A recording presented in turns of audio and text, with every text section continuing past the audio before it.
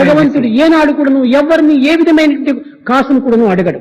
God will not ask any pie anyone. అయితే ఎవరు ఎంత మాత్రం ఇస్తారో దానికి వెయ్యింతలు వారికి అందిస్తుంటాడు. But he will give 1,000 times more than what he మీకు receives. తెలుసు కుచేలుని యొక్క విషయం కూడాను. You know the story of Kuchela. చిటికెడు అటుకులు తీసుకొని బహుళ భాగ్యాన్ని అందించాడు. Receiving just a fistful of parched rice, he has Rukmini given నుండి కూడాను plenty. ఒక తులసీదళము తీసుకొని తాను ప్రపంచ భాండంగా నిండినటువంటి యొక్క భగవంతుడు కూడాను దానికి తూగబడిగాడు.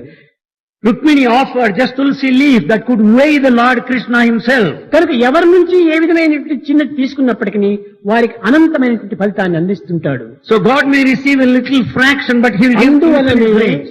భగవంతునకు పత్రము, పుష్పము, ఫలము, తోయము ఏదైనా ఒకటి అందించటం చాలా గొప్ప అన్నారు.